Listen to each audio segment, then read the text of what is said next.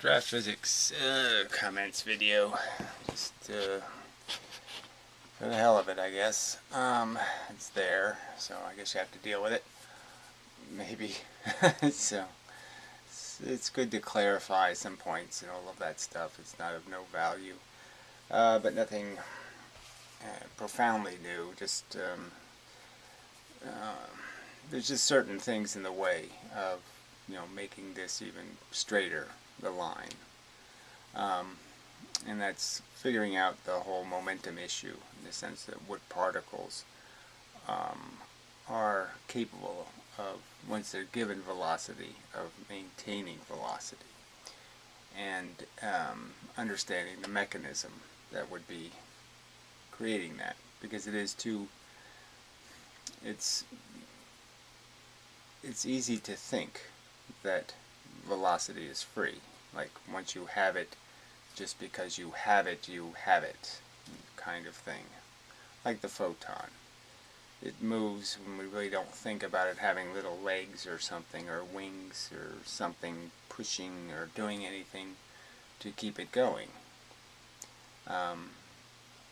So yeah, it's just it's one of those parts where the brain doesn't have a way of making it make sense. In some respects, we see in our physical world where velocity is taken away from things by friction, but without friction in space, we have this idea that you throw a wrench and it just goes forever, until it hits gravity or something else. Yeah, but is it really just going forever because it just goes, or is it because something is different about the wrench not going and the wrench that is going? They contain something different. Okay. So anyway, it's figuring out what is the Higgs boson. Sort of comes up in this context, in the sense that conventional physics didn't really have enough mass in their equations, enough stuff to do gravity right. And the Higgs is the fix for that, in that that's the bit that is sensitive. More sensitive? Anyway. There's more than I wanted to say. But anyway, okay. So, superior mind, because you're a giant piece of shit. So that's what I said in the other video about the gravity thing, and regarding a gravity question, where it was implied that the speed of gravity has something to do with the speed of matter on the surface of the Earth or on the surface of the Sun, and that doesn't have anything to do with the speed of gravity. It just has to do with how long it, or how rapidly the force of gravity is capable of completing the task of being absorbed by material objects. Alright, so, and then my response was something like, of course, that's exactly what my response meant. But yeah, it's a giant piece of shit really isn't technically that's probably a deceptive way to say it, because it doesn't matter how big you are. It just matters that the fundamental element, the same one that does this velocity thing probably, that's affected by gravity. Because it's arguable that electrons aren't gravitational, that they just couldn't care less. And I would say you can induce from that protons probably don't care either, because protons have to be something like electrons except bigger. I don't know, that's the argument. But the bigger part is the question. And then you have this neutron thing, which neutrons appear to just be a proton and an electron very close together. So yeah, so my argument is that gravity, as Einstein would say, any acceleration is an acceleration. It doesn't matter whether it's a falling elevator or gravity that's making you move, it's all the same thing, a moving spaceship. And the process is the absorption of momentum from whether you think it's bent space or geometry, whatever you think it is, it takes time for the force to impose the like speed it's looking for, so to speak. It's seeking to push it along, and it takes time for that force to have its effect. The force doesn't just hit like a hard brick wall that's going 50 miles an hour and it just pushes everything 50 miles an hour ahead of it. It takes time for the wall to go through the stuff and create the syndrome of velocity. So anyway, that sort of was brought up in that comment, and that's sort of on the subject of this whole idea of finding this mechanism. And I'm just trying to do that. I'm in the process of drafting that, and so I was talking about the nucleus of helium atoms, and then people have to correct me on that. And it's just, I don't see there's much point, because I was talking about the nucleuses. But anyway, okay. So more, I don't know how many of you can, it's a subtle point being argued, or being thought about, and so you kind of have to understand the subtlety of the point. Anyway, that's exactly what you seem to have misinterpreted my response. No, I didn't misinterpret. I was just going for some kind of more explicit answer to what I thought was a silly question. But fine, your response was fine. I just thought it was more technical, or more a little bit abstract than I think was necessary, because the real point is it takes time to move fat atoms. Alright, I need to preface some details to get the idea across. I understand, but it was not effectively communicated. Well, it's difficult, effective communication. So yes, I mean, as much as I'll critique other people's communication as being ineffective, I mean, obviously I am often not being understood, which I find difficult to understand. Yeah. Alright, Band Science. So he has a website now where apparently there's going to be some effort to communitize discussions on the getting to the truth. So all the truthers will show up and call each other names and have horrible fights, no doubt. I don't know how successful he'll be in this effort, but can't hurt to try. So bandscience.org if you're interested. It's not much there yet, but we'll see. The community part's going to be that's just going to kill the thing. It's going to be really hard to do. Great POV on the photoelectric effects. I enjoy watching your videos. Hopefully some healthy and educational debate to come when my channel gets set up and running. Website is up. Hope you take part in it. Whatever the taking part would be. The blogs. It's kind of old technology. Debates and sharing of information toward the improvement of further progression of scientific knowledge. Yeah. Yeah, well, the whole thing is, it's woven in such a mess now that, I mean, clearly the existing science hasn't set up a mechanism to backseat drive itself, or to fact check itself, or whatever you want to call that. It hasn't been cautious enough in terms of vetting what becomes established as a premise by most. So you can say that most of the particle physics, all the conclusions drawn, the naming of the particles, the whole thing, is really just kind of a very tiny percentage of the scientific community has any input on that conversation. They get a piece of evidence. They see an electron move funny in a cloud chamber, and they say something hit it. And the something has to be a something. It can't be a force. So they have to call it something. So they call it a strange quark or something. And they didn't really see a strange quark. They just saw an electron move funny. And so it was all surmised, and they have a whole story that could be made up, and that whole story just gets accepted. And so that kind of part of physics is a little dangerous, because you don't really have hard evidence, you just have assumptions made on weak evidence. And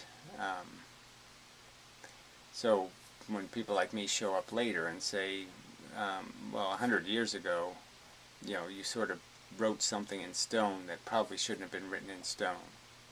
You know, certain parts of it could be, like general relativity, parts of it were correct in the sense that there's a relationship between velocity and what might be called time dilation, or the affecting of the body with velocity, in the sense that it will do the going to sleep thing. It'll slow down in terms of its function. It won't smile as fast. It won't do anything as fast. So it won't perceive the world around it as fast, you could argue. That's true. You have good evidence of that. But good evidence that that's being caused by the geometry of a abstract representation of the inverse square law, well, that was kind of jumping. But anyway, not going to get through this if I do all this extra extrapolation, but I guess that was just, it's just where I'm just explaining where my brain currently is stuck. Alright, I mean, it's just stuck on detail. To me, the overall general argument that if you make gravity a real force, it explains a lot of other things, like magnetism and the strong force and time dilation and all that. That is solid. Anyway, I think it is on the subject, Gary, so I guess this is the guy told him it wasn't on the subject. The Agnew guy, no doubt. Or, well, there's probably some doubt, but that's my, yes, Colin, put it at the end. I don't know why you have a fake name. If you want people to keep knowing you as Colin Agnew, then why don't you have that name instead of whatever this is? Nyalik Wiga, I don't know. I don't like useless confusions. Alright. Now, may I play devil advocate for a bit? Go ahead, I guess. It doesn't sound like a great idea, but if you want to abuse people who actually look forward to and take time to listen to you, you know, it's not really abuse. I'm just pointing out partly my own frustration in the sense that the comments really aren't on the videos, and the arguments aren't really being made in any way. I mean, you're challenging the conventional theory, and yet there's no people really defending that theory. They're just attacking, you know, there's dirt on my sneakers and stuff. I mean, it's just stupid. Or else it's this, somebody has some other counter theory, and they're just throwing that in here with a bunch of, like, don't you already believe in fairies and angels? And I'm like, no, I don't believe that. Anyway, I think you're rude. Well, I think you are. So, I thought you were first, so, you know, that's the way it works. And probably a closet gay. Well, I don't know why you would think I would be a closet anything. I'm pretty much not pretensive in any way. And so I think if I was gay, I'd be good at it, frankly.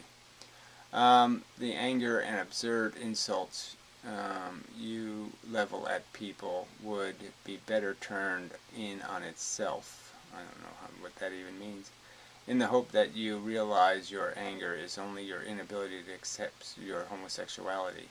So if you make a joke, I mean, they have something called whatever, the homo motor or something, and you know, it's probably called homo for some good reason. I don't know exactly what it could possibly be. You'd think they would try to avoid calling something homo.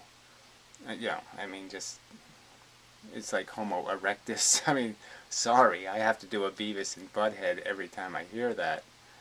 He said homo and erectus. Yeah, I mean, yeah. You don't get the joke. Okay, sorry. I don't like jokes much, but I do tell them. Good luck with your quest. Well, anyway, so, yeah. So you're wrong about something else. See, so you obviously don't do logic the same way I do logic, and you think that's a viable possibility, that I'm a closet homosexual and somehow I'm afraid to come out of the closet. You think that's viable as a theory? I'd say no chance. I'm just telling you, you know, just for your FYI, you failed again because it's a stupid theory. Anyway, I will look at my own projects in future as you're wasting my time. Cool. That's sort of what you should do. If you have projects, yes, you should look after them. And if you think they have any kind of credibility, then yes, you should work on those. And you shouldn't waste your time on other projects that you can't even be bothered to read the website on. That kind of thing. You know, yeah. Anyway, the speed of matter is genuine. So that's supposed to mean something to someone. Okay. And I think relevant observation due to its acceleration and velocity being the sole witness to any fucking force you care to mention. So apparently he doesn't think there's any forces. So, Ken Wheeler. So I hope you're man enough to apologize, not to me, but to your ignorance in general. You could say your audience, but your ignorance, I have to apologize to my ignorance? Not to me, but for your ignorance. Oh, apologize for my ignorance in general in dealing with your public. Well, I don't consider it my public. I consider it equal human beings having arguments about what the truth is, and I don't think I have in any way fought unfairly. So, fine, you can wish and hope anything you want to do, but I got nothing further to say on the matter. No. You were off subject. Period. Well, it's not even so much you were off subject. It's that you're not arguing from conventional physics. My argument is with what's established, and I'm challenging the establishment. You coming in with some theory that there are no forces at all is not useful to my purpose at all. You want me to put up my reputation, you better get one, stupid motherfucker. Well, again, you don't even understand what a reputation is. Whether you like it or not, all people have one. And you either care or you don't care. It's not that complicated. Later. You either care or you don't care. And my argument is people with integrity care.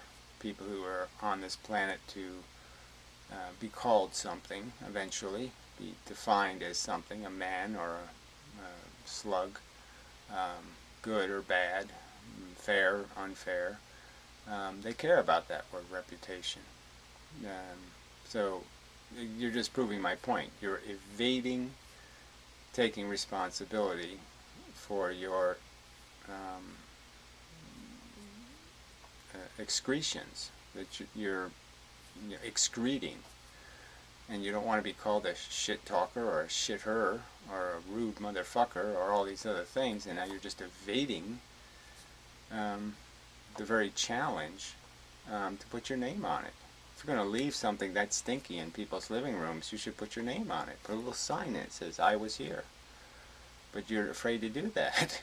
And you continue to be afraid to do that. And why? Oh, that's right, because you don't want to take responsibility for your life. That's why. Annie Wilkes. So, yeah, it's like a name from movies or something. So, it's the same pretender, talking as if he knows what a reputation is, like I said. Disgusting. Alright, James McGinn. They will never ever admit they're wrong. Well, they will. I mean, sorry, but yes, eventually it's going to catch on and people are going to concede the truth. So, especially once I get to some sort of real scientists who are just too distracted doing their real science, but once they once they hear the story, like I said, if Feynman was alive, and he could watch a few of these videos, find me going, oh fuck, that's it. He'd be getting it. But yeah, these assholes can't get it. Yet. But I'm just saying, eventually, look, it's the truth. Sorry, I didn't make it up in the sense that I didn't make up the fact that it fits, and it fits, and it fits, and it fits. So they're going to have to live with it later. So saying they won't admit they're wrong, well, they're going to have to do that. Never ever, you say. Well, like I said, I'd say that's just a false premise to start with, because it's going to be so written in stone that they're not going to be able to do anything but admit it. The same thing is true in meteorology. So just bending it to your stuff. Okay. Much of storm theory is blatant nonsense. I know, I have to take your word for it. I mean, I can't, the challenge is, for me, is this subject. And, I can't do 500 other subjects. I'm sure in every part of our lives, there's, you can go into politics, you can do anything that's done. The whole way they organize the internet, everything that's done, there's huge flaws in it. Because of all these corrupt interests, self-interest often, and things that could be hugely efficient aren't, because people are gaming the system, because they have an advantage keeping things the way they are, or having them broken in a certain way. And that's most unfortunate. Anyway, Gary, doesn't helium have 2 electrons and not just 1? Yes, I was talking about helium nuclei. They're the things that apparently you could shoot from a gun. So if you made a helium nucleus gun, the nucleuses would keep going, more than the other little protons and electrons go. So if they're going to make a ray gun, helium nucleuses might be the thing to make it out of. That was sort of my point. So the Annie Wilkes chimes in. I guess I'll delete this one. Why are you even asking that? Obviously doesn't know anything about atoms. So, I mean, obviously know more than you do. And again, if you put your name on these comments, then in the future, we could all have big fun laughing, while we eat some cupcakes. Because you're an idiot. A shit-talking idiot. And you're the kind of person that should be taken down hard. Just as Trump's tax return should show up to reveal the crook that he is. Anyway, and yet it appears he may have figured out something that even Feynman couldn't figure out. Yeah, but he was awful close. But you don't want to talk about that, do you? Feynman's just a very good example because, like I said, he had all of this good character as a scientist in the sense that he did have some knowledge of the importance of being careful and the fact that you can be fooled and that there can be consequences and side effects that you're not appreciating and blah blah. You could understand all of that. At the same time, he could be casually dismissive, of imaginative ideas. See, something he thinks of as valuable. And even Einstein, there's an Einstein quote somewhere, somebody posted somewhere I just saw, where he says imagination is more important than intelligence or something. And yet Einstein closed the door on all kinds of imagination by saying this little piece of imagination is the truth. Where we've been for 100 years, people think, well, anyway, we'll find out with the eclipse coming, see how many people can prove gravitational lensing. I suppose next you'll be accusing me of not knowing meteorology. Let's see, well, I guess I better go further. But you don't want to talk about that, do you? Oh, okay, so he's talking to the other asshole. I get it. Okay, so I suppose next you'll be accusing me of not knowing meteorology, the missing link of meteorological theory of storms. So it's a Thunderbolts thread, yeesh, which is, not the best source of anything reasonable in my opinion, but oakley doke. So go to R, who is really go to resonance from the past, Swish, the French guy, who I just had a fight with, an argument about penicillin and it's just he's very into this holistic health thing. And I'm not pro pharmaceuticals, but I recognize the value of some elements of it. It works. Whether you like it or not, it works. I like penicillin, an obvious winner over time. But anyway, so that had me thinking about another theory, so I might as well throw it in here. This is the Draft Science channel. I guess I could do it on the Mendham channel, but they won't understand it anyway either. I could do it on both, who cares? I was thinking about white blood cells and how they figure out, how they learn, to fight things. And that's our immune system, essentially. And I was thinking it's kind of like an evolution for them. They either win or lose. So it's kind of like a gladiator war. They recognize something as not being on the list of acceptable somethings, a foreign body of some kind, and it doesn't have the right signature, and they fight with it, so to speak. And if they kill it, then they automatically reproduce like insane. You just say, okay, I'm a winner, reproduce crazy, crazy, crazy, subdivide, subdivide, subdivide, I've got great information. But if they encounter something and they can't kill it, they can't destroy it, they can't eliminate its existence, then they don't reproduce. Because they say, I'm a loser, I'm a loser, I'm a loser, I didn't win, I didn't win. And so in that sense, the white blood cells that you have are the white blood cells that are the winners. And they have the register, they have the new signature. Hey, I recognize that piece of shit and I killed it.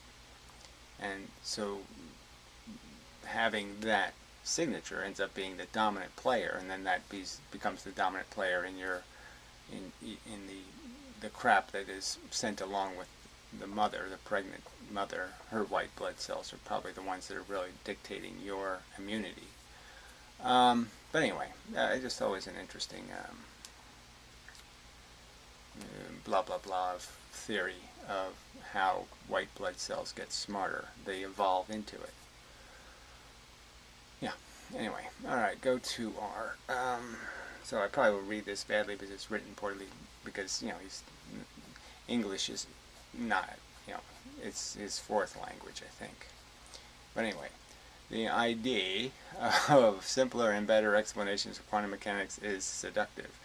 You, Gary, have accomplished a plantastic, I like that, plantastic breakthrough in that. Thank you very much for your hugely valuable work. And we'll see value.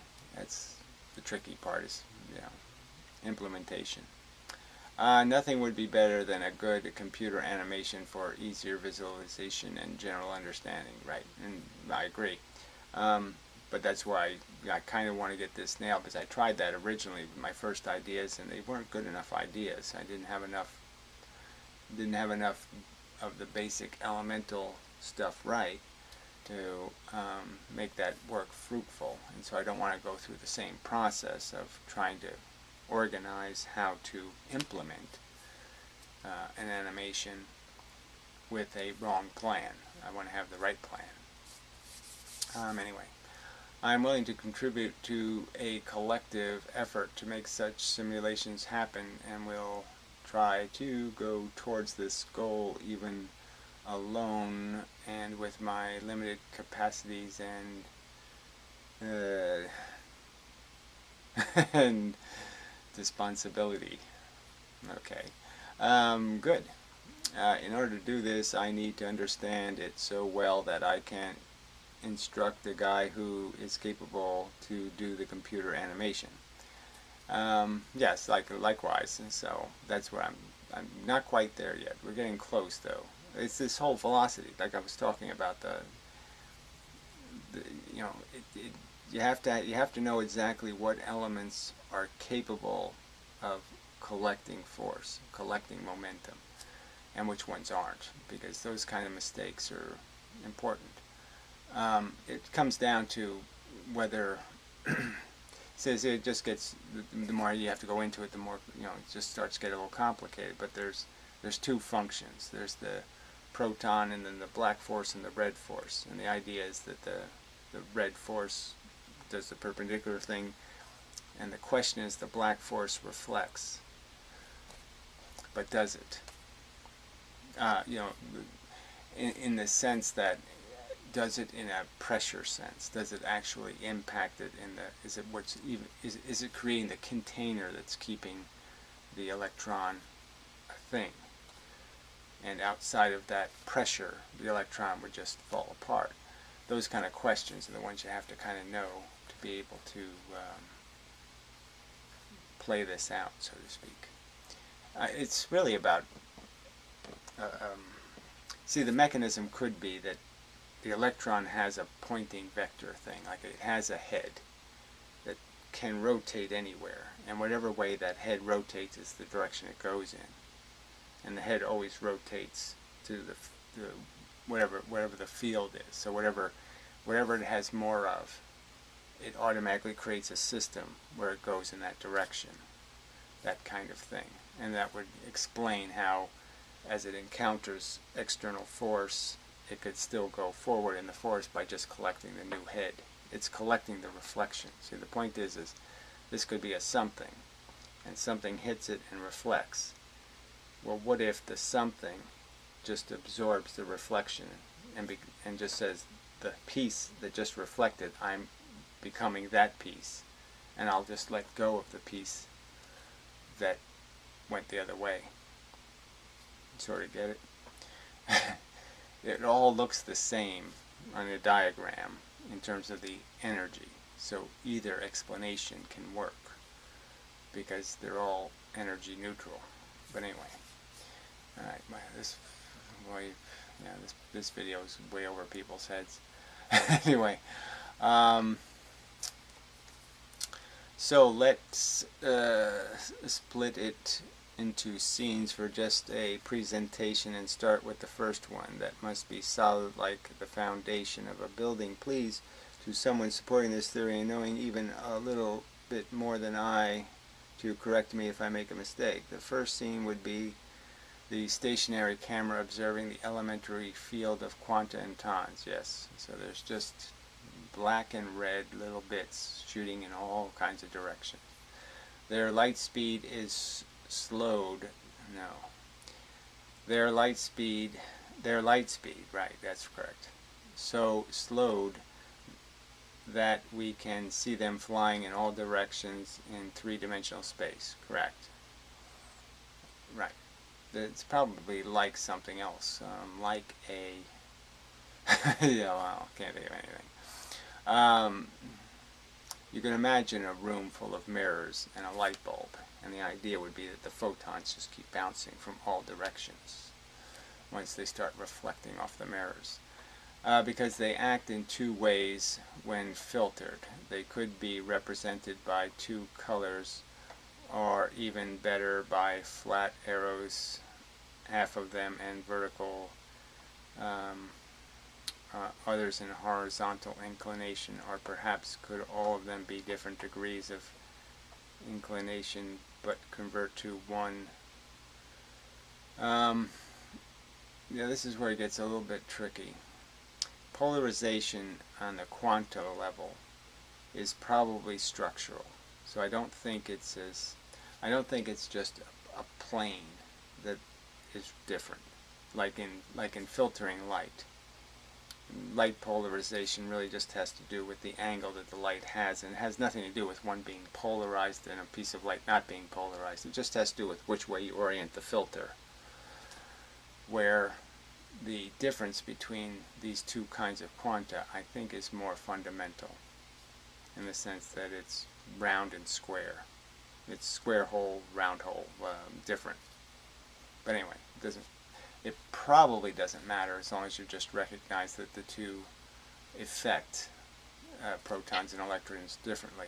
See, it might not just be that it's geometrical. It might be that they're on different planes of the universe, different lines of the universe. So those lines never intersect for the force. But matter combines the different lines, and now you can convert black into red force, kind of thing. Alright. They fly in straight lines through the universe until they interact with electrons or with protons. When interacting, they bounce back or go sideways out at 90 degrees. Right. With the filtering effect of the electron and the proton. They transfer part of their energy by hitting objects, but don't lose any of their speed, question mark. Well, nothing can ever lose. Anything going the speed of light always goes the speed of light, because, yeah, it's a force. That's what it does. They're kinetic and they're indestructible, and they do one thing. And so, yeah, you can't steal anything but their direction. The only thing they can exchange is direction. So that would be the simplest way to say it. Speed is never exchanged, just direction. Those electrons, protons, or even the neutrons are also composed of tons, quanta, but here they are captured in patterns or arrangements to form these objects which combine to form atoms. I would argue the simplest way of describing the capture is that they're trapped in a circle, a square, go back to the beginning thing. They can't escape because they're circularized. Circularized, that might be a good way to say it. And so, yes, their momentum has been captured in the sense that it can't go free to the universe. It's in this trap. And depending on the arrangement of the trap is what creates the momentum something has, because it's trapped in such a way where it moves more stuff going this way than it moves going this way. Alright, in order to see, let's see, so any speed, those electrons, protons, and even neutrons are also composed of tons, quanta. Yeah, so we did that. How and why the quanta are forming protons, neutrons, and electrons is unclear to me, and does it need an explanation? The creator of the theory this has certainly already talked about. It's probably due to the rules of filtering out and how did it at the start. The point is that these elemental particles versus the fundamental particles, however you want to distinguish the matter bits from the force bits. Yeah, I don't have a explicit explanation of how they get glued together. There just are. In order to see those composed elements, our camera has to zoom out, and there is a huge gap allegedly between the two levels. Yes, the matter bits are very big compared to the force bits. But we can see now the protons, neutrons, and electrons having volume and mass. Volume is a tricky word, and mass is too, because mass is associated with being affected by gravity, and electrons can't maintain a velocity, so they'll never register their mass properly. But anyway, but the tons of the surrounding field are now so tiny that we don't see them anymore on this level, but we are aware that they create a pressure everywhere in the universe. Yes, this field of quantic pressure is, unlike the pressure of a gas, creating shadows between objects of matter.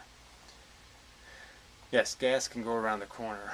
The tons travel in straight lines, so they don't go around, they don't fill gaps, because they're a straight line force, and not filling the gaps means there will be shadows of pressure.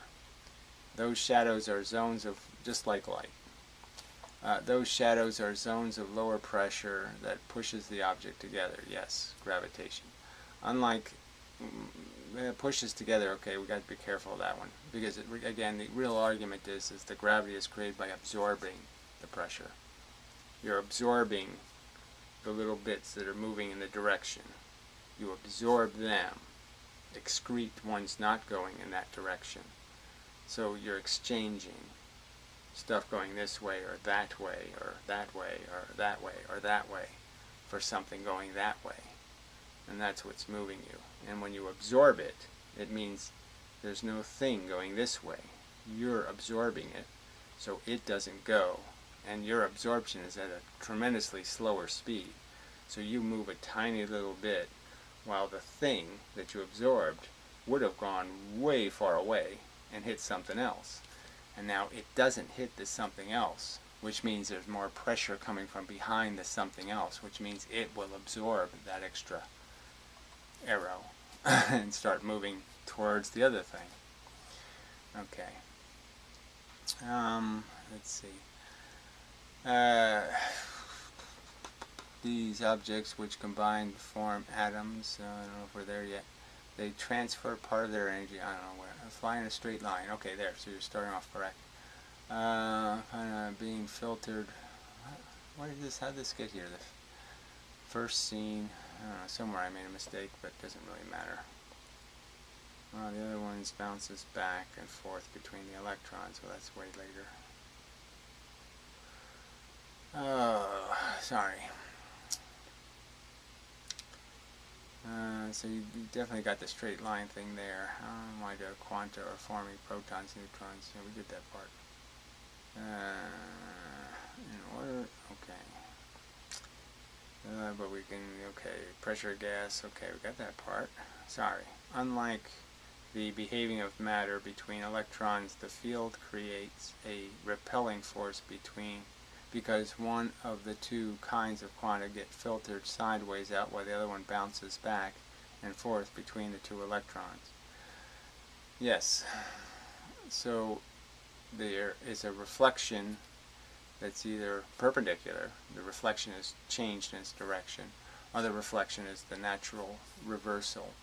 And if there's another electron, then the ton is trapped between the two electrons. I know that I comment, P.S. I know that I comment lately, I don't know, and that my comment does arrive after that Gary already has made the specific comments video. I don't know. This video is very good and deserves to put it in my first comment. I don't know. I'm also physically injured. Yes, I know that. He broke his collarbone. And forced to rest right now. What happened also for me to be enough... I don't know. Being not English natural language, it takes some time for me to put it in the form where some hope arises it will be understandable. Yes, it is challenging. I admire you, multilingual folk, as I can barely handle speaking one language. I understand that Gary is very busy and cannot do personal teaching. I have to go back anyway to the materials and study the amazing theory better till now. But this is very time consuming, unfortunately. Certainly a forum where this theory could be learned and teaching shared, questions answered, once registered, listed, yes, would be very helpful. You know, I have the forum. Post the link below. But it would need one or two people devoted to and competent enough, because Gary cannot do it all alone. Well, whether he can or can't, he's going to have to, apparently. Anyway, sorry, it took a while. So James says, excellent. Might be able to help with the writing and proofreading aspects of this. Please feel free to contact me. Well, that's very kind. Yeah, it is a difficult challenge because everybody's coming here with different amounts of knowledge about specific elements of the science. Like even the James McGrinn side. He's a very nice guy. And he has his, you know, he probably knows a lot more chemistry than I know. Yeah, so I'm just saying everybody's coming with their own set of knowledge base, knowledge of experiments that have been done, all of that stuff. And so yeah, it's very difficult. So anyways, this guy just says sharpish plus plus ter or something. Cosmic rays consist of protons. Yeah, well, see, it was always, I guess I have sort of an antiquated knowledge on, I was thinking of gamma, beta, and alpha. And you always kind of throw the cosmic ray in the gamma kind of category as being kind of photonic and small. But fine. I'm not too sure about the idea that they contain protons, though, because I just there's reasons a proton can keep moving is because it has force behind it, kind of a thing, and that would indicate that it was part of a neutron or something else. And then when you receive it, it's moving very fast, right? So how do you receive it? You receive it by having it hit something. So it's kind of hard to tell exactly what it was. It's hard to make a camera for fast-moving protons. We have a hard time seeing them when they're moving slow, let alone when they're moving fast. So you end up just doing some sort of energy equation, and I just don't know if that's being fair to a proper identification. But I'm just logically, I'm not opposed to protons, being able to travel across space as some sort of theoretical opposition. I'm just saying I'm trying to get the answer right, that's all. And it seems that electrons and protons don't have the capacity to maintain velocity. They just would never make it, and especially even for the charge reasons alone, that the charges would eat them up. They would tend to start moving towards the charges and get consumed like a gravitational field. Alright, Gary, this is your best video yet. Note the stunned silence of your detractors. Well, the detractors haven't, they've never made any good arguments, frankly. And they still continue not to. So yes, they did make some crap comments that I deleted because they were just grossly inaccurate. I mean, accusing me again of denying experimental evidence. What experiment have I denied took place that had results? The fact that I don't think it proves what they claim it proves is the question. I'm sure the Hubble telescope took pictures, time-lapse photographs of galaxies with smears in them. I'm sure those are real photographs. The argument is that evidence of gravitational lensing. And these people seem to say it must be. It can't be anything else. There's no other possible explanation. And I think it's a silly argument to make in the face of the fact that the gravity and the location would have to be insanely high, and there's no evidence that it is. Alright, anyway. Nah, I think he just deleted them. Yes, and I'll delete your useless rubbish. I mean, again, there's just a little, you have no right to play this comment game where I'm going to be an anonymous coward and I'll talk absolute shit. You have to do a little better than that for any rational person to say, oh yes, I'm going to leave that unresponded to. Again, these obligations for me to respond to your lies. You lie, and then I have to waste my time saying, no, that's a lie. See, that's unfair. That's playing unfair. So if you can't up your game, and if all you have is lies, then you're just not going to make the liar's argument here. You have to make some kind of argument that has some sort of integrity, that's somehow relevant to the subject. Alright, go look up mock gravity. So this is the Steve Irwin. That's what I said. He said, the wiki page on mock gravity goes into painstaking detail. No, it doesn't. Why it does not work. What detail is there? So anyway, you should look up mock gravity. And so I said back to him, how about sighting? And I spelled it sighting as seeing. I do that sometimes. One detail I have not addressed. So that's all. I'm just saying, look, find the find all these details you say they have. Go ahead, quote one of them and say I haven't addressed it, because I have. All of the details are thermodynamic details based on their presumption that the little particles break into pieces.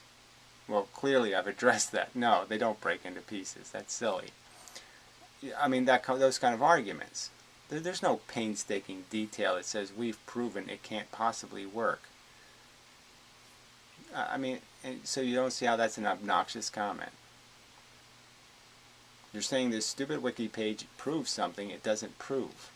There is no painstaking detail demonstrating why it's impossible for field energy made out of discrete bits to accomplish the task.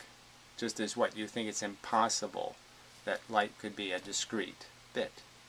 It has to be some kind of wave in a medium. It's not possible that it's a thing, a discrete bit. And you have proof of that somewhere. Proof good enough to be insulting to people. And you don't. Alright. You mean sight. Yes, of course. I mean, when the words sound exactly the same, grammatical correction seems retarded. I mean, when the spelling changes the meaning of the word, well, then you've got some kind of argument to make, but it really doesn't. If it reads exactly like, sounds exactly like the word, you don't need to correct it. I don't want to. Why do you think saying the word kinetics answers any objections to the theory? I don't just say the word kinetics, I explain what the implications of kinetics are, which is the bits don't break, okay, and they have a complete interaction. And the truth is that means that the most dramatic interaction possible, the head-on collision, can quite factually be identical in its outcome to a complete miss. And that's a significant fact. Quite relevant to the thermodynamic issue. Jeez. If you want to learn about the 130 years of experiments, well, frankly, experiments that took place more than 100 years ago probably aren't worth much. And mathematical calculations that disprove Mach gravity, that's your problem. So that's a preposterous exaggeration. No, that's your problem. The fact that you can't accurately describe the truth is your problem. And that's not an accurate description. It doesn't disprove anything. It argues one case they make up. And they say, look, this situation can't work.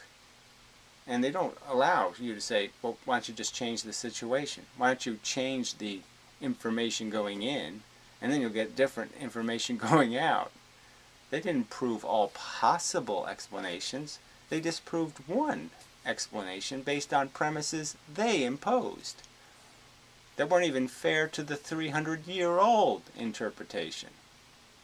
They can't even get ultra-mundane correct when they start comparing it to raindrops, idiot.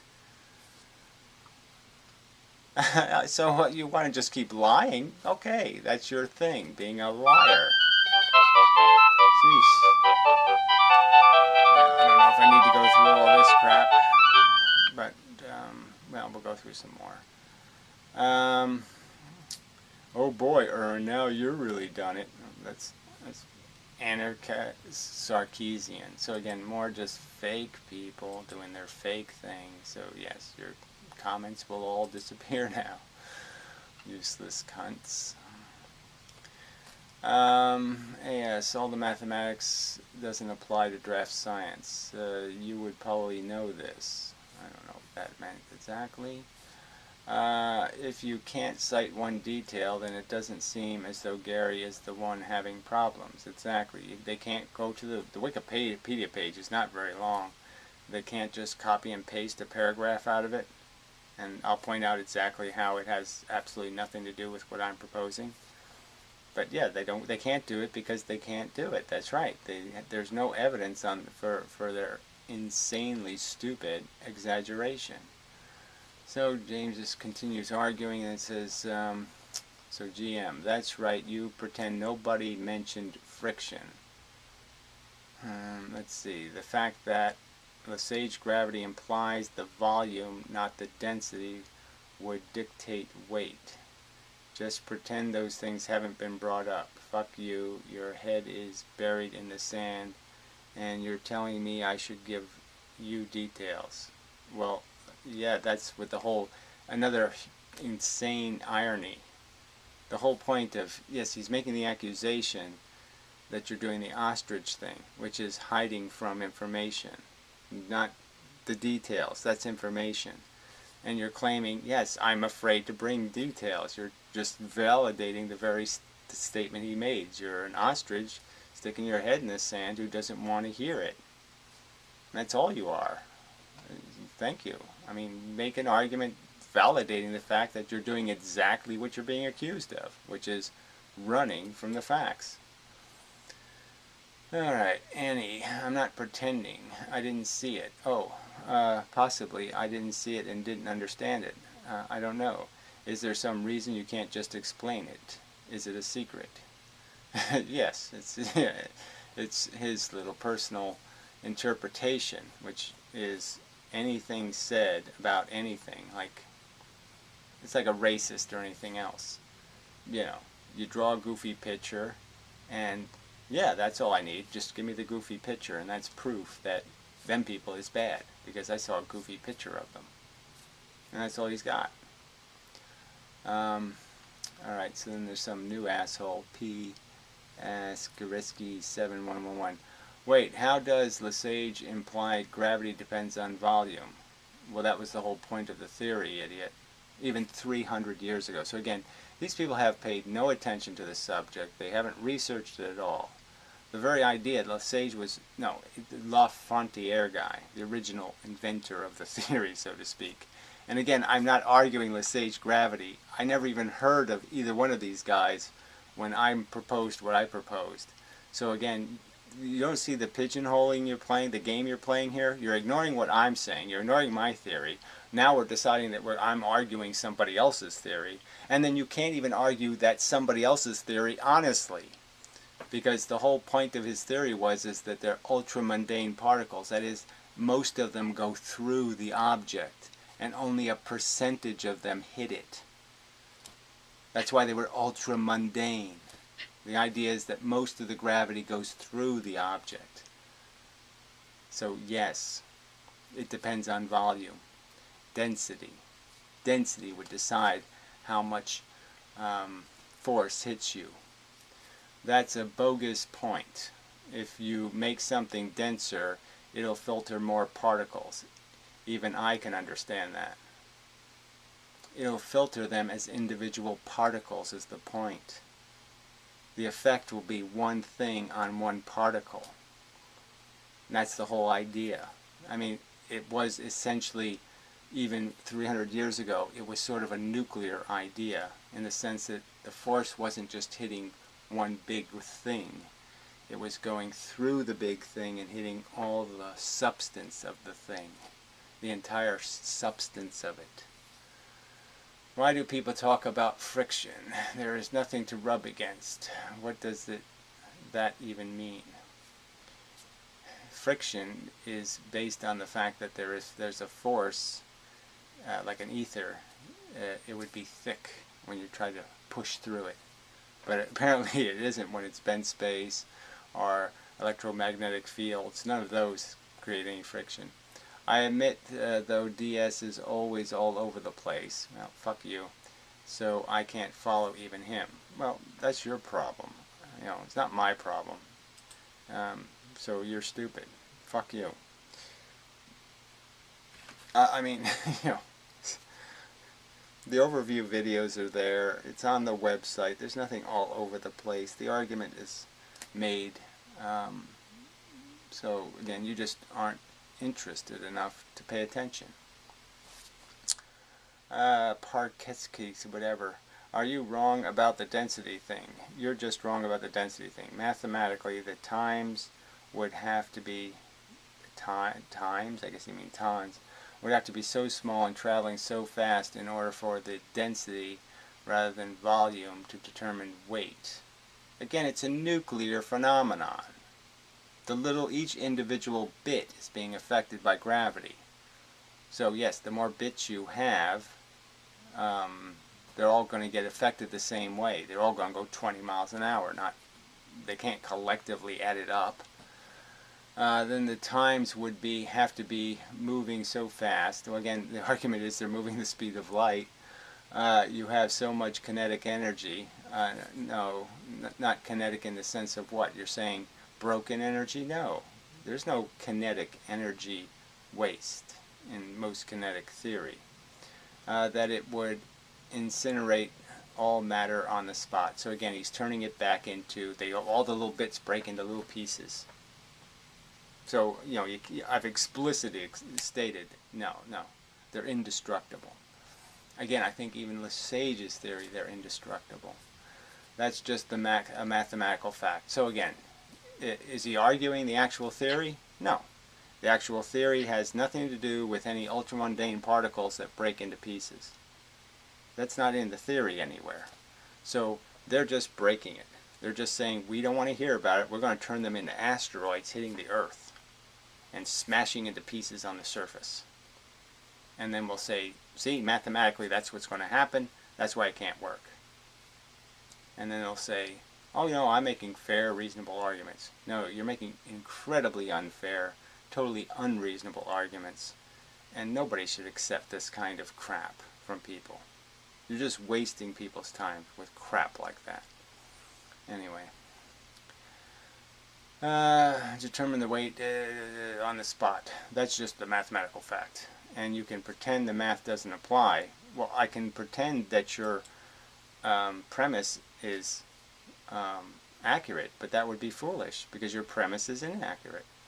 But trust me, cocksucker, in order for the truth not to apply, you'd have to give up basic things like conservation of energy. There's no conservation of energy. Pool tables work just fine. The pool balls don't break into pieces. None of that shit happens, and it's all conservative. So you're the one breaking conservation laws by first saying it's a pool table and there's friction, and saying the pool balls break into pieces. So you're saying I can't set up a pool table in space, theoretically, magnetic, hover pool, and I can't, hit the pool ball and it just bounces around the table forever. Can't do that. You're saying it's against the law of physics. No. It's against your malicious intentions. That's all it is. You're a malicious liar. Because that's just lying, like I said. I've gone over it, over and over it. I've explained what my theory is. And he's just going to keep denying what I've explained and keep saying, turning it into an asteroid theory.